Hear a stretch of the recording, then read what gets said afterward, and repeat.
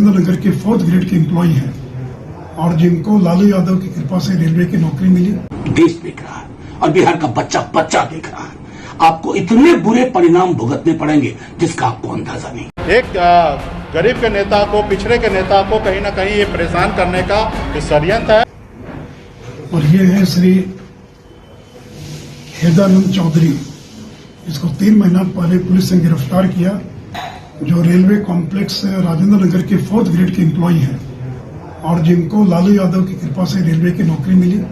और कुछ दिनों के बाद इन्होंने अपनी कीमती जमीन लालू यादव की तीसरी बेटी हेमा यादव को दान में दे दिया, जिस जमीन को कुछ वर्षों के बाद 3 करोड़ में हेमा यादव ने एके इंफो सिस्टम को बेच दिया। और ये वही एके इंफो सिस्टम है जिसका मकान था D1008 न्यू फ्रेंड्स कॉलोनी, जिस मकान के मालिक है तेजस्वी प्रसाद यादव।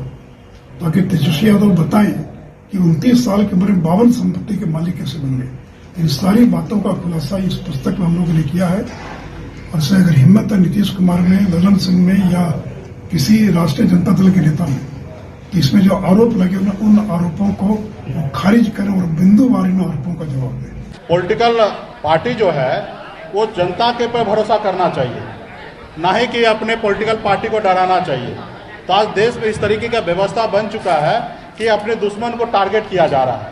ये नहीं कि आप जनता के बीच में अच्छा काम कीजिए और आप जनता का प्यार और स्नेह लीजिए, लेकिन आज जो देश में हो रही है वो कहीं ना कहीं सही नहीं है। आप बताइए कि कितना साल पुराना केस है, ये देश की एजेंसी कहाँ सो रही थी, और इतने साल के बाद जो केस बंद हो गया उसको भी खोला जा रहा है। तो ये कहीं ना कहीं एक गरीब के नेता को, पिछड़े के नेता को कहीं ना कहीं ये परेशान करने का षड्यंत्र है। और मुझे लगता है कि हमारे आदरणीय श्री लालू प्रसाद यादव जी इस सब चीज़ से डरने वाले नहीं हैं और इस सब से झुकने वाले नहीं हैं। सुरक्षा जो है ये IB के रिपोर्ट में मिला है, इस तो मैं ऐसा मानता हूँ, मैं ये नहीं मानता हूँ कि किसी का मेहरबानी हम पे हुआ है, लेकिन आप लोग एक माहौल बनाते जरूर है।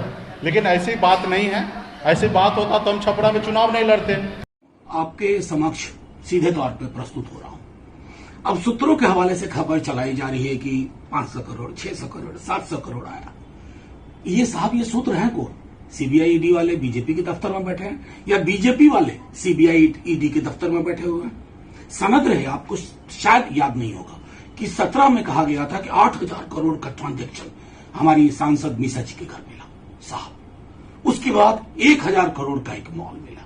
और हाल के दिनों में आपने देखा होगा कि बीते वर्ष गुड़गांव में एक दूसरे व्यक्ति के नाम के मॉल को तेजस्वी जी का मॉल कह करके, जिसमें किरकिरी हुई CBI की रेड के बाद।